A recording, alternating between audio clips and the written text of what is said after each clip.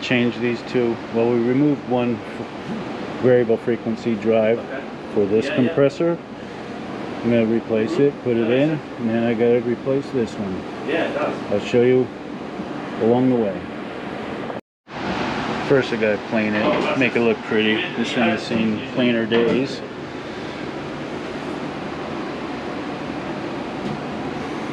So I'll clean it and then mount it. Thanks, mate. Alright, I have the drive installed, physically installed. Now I've got to start hooking up the wires. This is the compressor side. That one's going to be power, which is right here.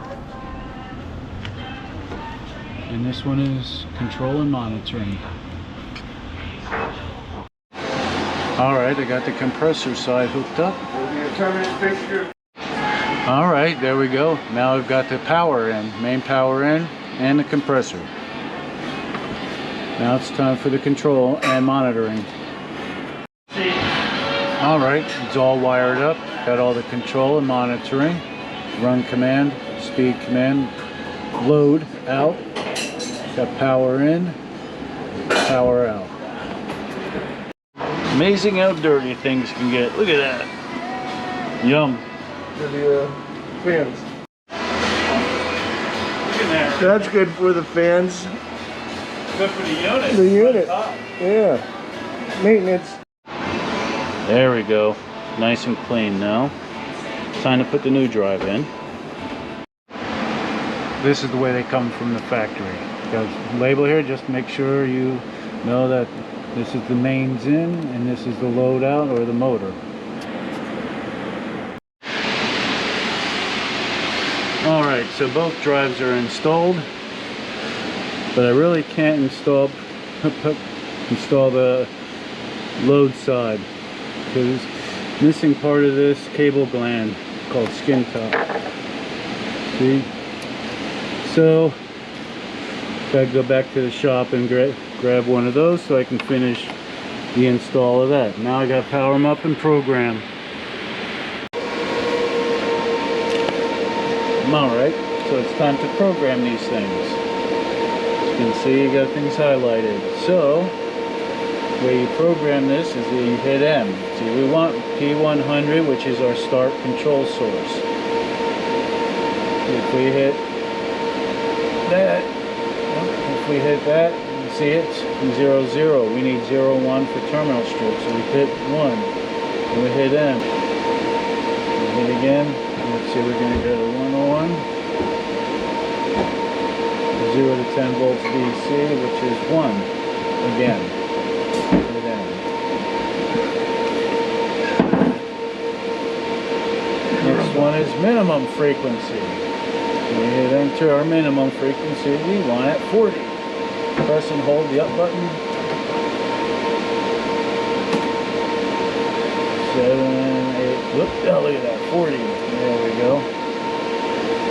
Maximum frequency should already be at 60. Yep.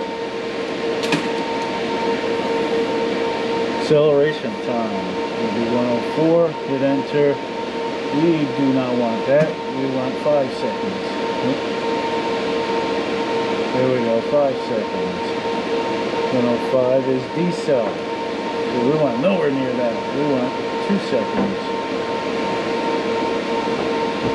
Actually, I like 2.5. How's that? Now, voltage selection, we want to make sure we're doing the right one. Yep, we want 1, which is voltage system of this vessel. The next one is start method. We want 0, so oops, 110. Then 8, 9, 10. Yep, 0. Now we're going to go stop method. Stop method, we want ramp, which is 2. There we got 2. Enter. And when 12 is rotation, we want forward only, so let's make sure, yes. Now we need to come over to our next input. The rest of the stuff we don't need to mess around a bit. There we go. TB30 is our analog output. We want 0 to 10 volts DC load. So that's number 3. So we want 150. So we scroll up to 150. There we go. 150, we want 3. 1, 2, 3. Hit enter. Our next one is 160, speed at minimum signal, which would be 0 volts. So 160, we want it at 40. 60, we want to make 40.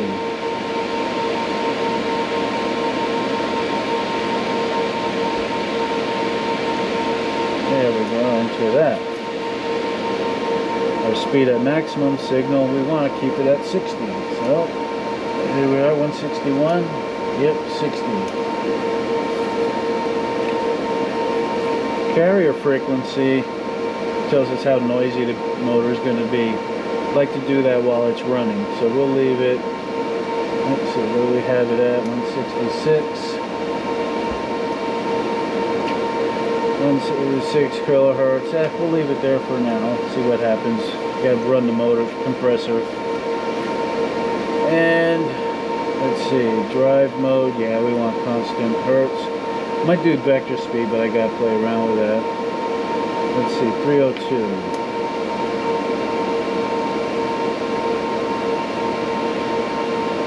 Let's see, 302. Yeah, that's 230 volts. We're 208 3-phase here. Let's drop this down to 208. Who's fast? 1, 2, 3, 4, 5, 6, 7, 8. It's 208 volt 3-phase. The current will leave it at maxed out. So 303.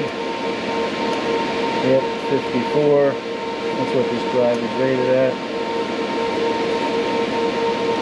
And we can't calibrate until we can run it. The system is shut down for the time being, so that is the last input, last parameter we can do.